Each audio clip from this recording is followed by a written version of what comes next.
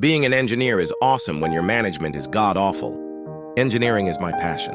There's something thrilling about solving complex problems, designing systems that people rely on, and creating solutions that didn't exist before. But at my last job, my love for engineering was constantly tested by the absolute disaster that was my manager, Doug. Doug had no technical background. He came from sales and thought engineering was just about making things work. His favorite phrase was, "I don't need to understand the details. I just need results."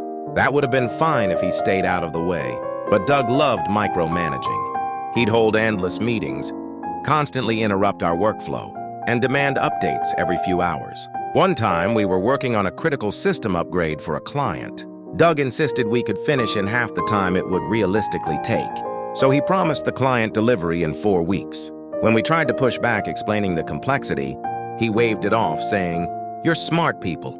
Just make it happen." It got worse. Midway through the project, Doug decided he wanted to change the entire scope because he had a better idea. 3 months of work, scrapped overnight. We stayed late for weeks trying to salvage what we could while meeting the new, impossible deadline.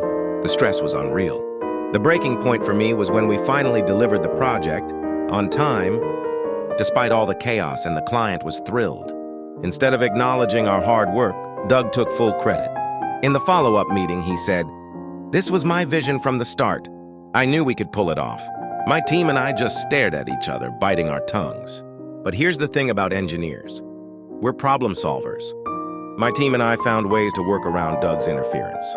We created unofficial workflows, streamlined our processes in secret, and supported each other when the pressure got too much. Our camaraderie turned a toxic environment into something bearable. Engineering is still the best job in the world.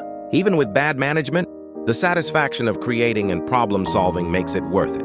But if you're stuck under someone like Doug, you quickly learn that resilience and teamwork are as valuable as technical skills.